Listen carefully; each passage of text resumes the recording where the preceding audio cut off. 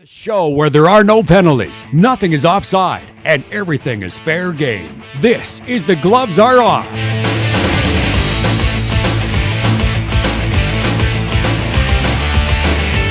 Hello and welcome to another edition of The Gloves Are Off. I'm Moses Bull, doing a great show for you, of course, jam-packed with 2 Super Bowl finalists and 2 finalists here on this stage. Greg Buchanan, how are you? Hey, Moses. And Aaron Rollick, pleased to be joined with you once again. It's been a while, of course. You are the Junior B and C chairman here with Hockey Alberta. Right, I'm glad to be back. Excellent. You know what? Hockey is your expertise, I guess. But we're going to move into football, and I know you guys like the game as much, and we're probably scratching your heads much like a lot of fans for the Green Bay Packers. This seemed a little odd to me. You're up 16-0. You understand, you know the team's going to be fighting back. But there were a couple moments in the game where they kind of left a lot on the table, and particularly on offense. Rather than going after a guy who's injured at the corner position, they left him alone and ended up getting into a bit of trouble, a couple 3-and-outs. But despite the whole debacle of losing 16-0, not to mention that onside kick, I don't want to go there, but despite losing or being down or up 16-0 and then losing the game, what was the biggest thing about this game? The comeback by Seattle, or the fact that you saw the complete collapse by Green Bay? I think the complete collapse. To me, that's a team that generally has been kind of pedal to the metal. You know, when they have someone down, they finish them off, and they really seem to go conservative, which really hasn't been their way to go, especially when, I mean, bad calf or not, you've got the best quarterback in football, I think, and they just fell asleep for a bit against a really good team, and it cost them. Yeah, you know what? Yeah, it's kind of a mix of both. The Packers falling apart, Seattle coming back. A lot of Seattle fans left that game after the third quarter, so they pretty well gave up on their team, and they wouldn't let them back in for the fourth quarter, which is kind of funny. But yeah, you know what? The thing is, the turning point possibly could have been early in that game, because Green Bay had it in the red zone so many times that if they convert more than once, more than twice in that, it's 21-0, if not more, at halftime, and then she's done.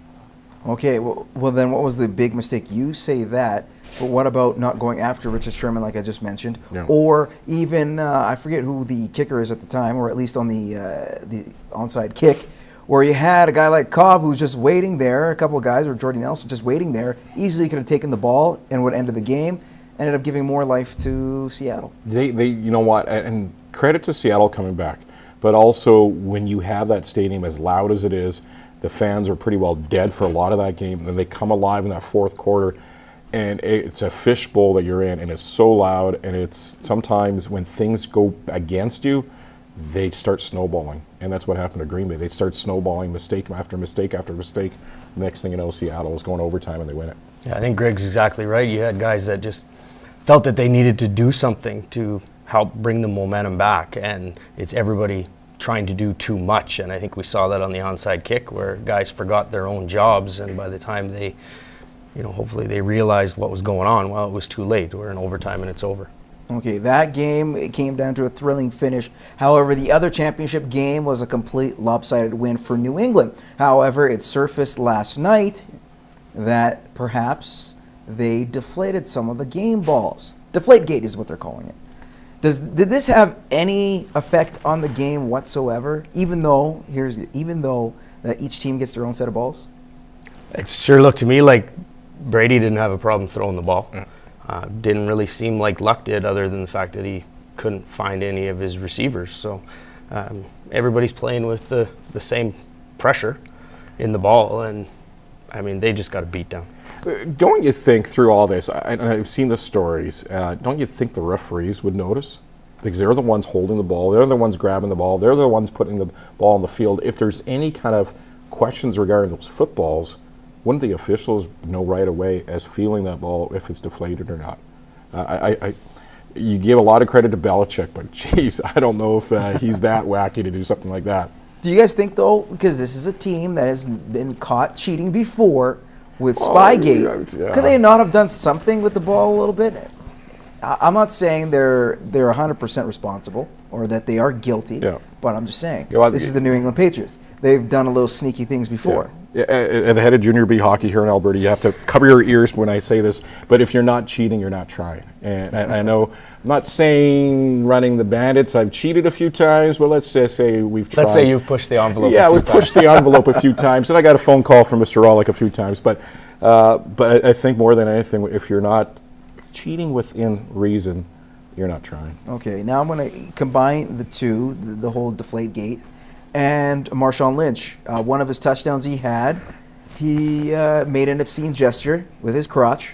And now I got to ask you this. So, you know a fine's going to be coming from Marshawn, but if the Patriots are found guilty and have to face a fine, for example, who gets the most severe punishment? The crotch grab by Marshawn Lynch or the inappropriate gesture or the deflated balls by New England? Well, I think New England's going to get more of a fine. They got hit pretty hard for Spygate. So, Marshawn, I don't think he's too worried about it. I imagine Skittles maybe foot that bill for him. But, I mean, what he did, was it inappropriate? Yeah.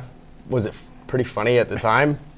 Absolutely it was. But, I mean, if the Patriots are caught and proven to be guilty, it's going to be six figures likely. So deflating balls or grabbing your, he was adjusting his cup. Come on. It always happens. It happens, you adjust yourself at times, and it just happened the camera was on at the time. As he scored that touchdown. Yeah, exactly. All right, sounds good. All right, how about this? Well, you have the two Super Bowl teams now. Figured it out February 1st. You got New England, you got Seattle. Who do you take? I think New England in a romp.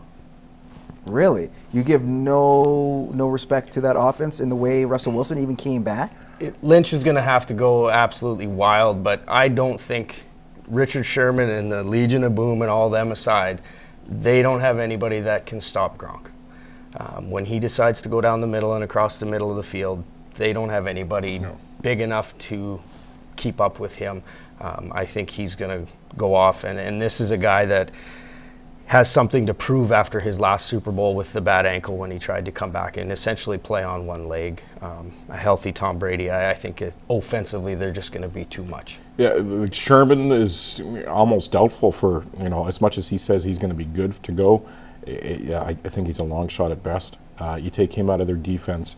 As strong as the Seahawks defense, and really, they really helped come back in that game because they stopped Green Bay a number of times. As good as Seattle's defense is, I still don't think they can stop New England's offense. And it's going to come down to that. We're going to pay some bills, and when we return, we're going to talk about local hockey with the Bobcats, the Junior A team, as well as the Midget AAAs next.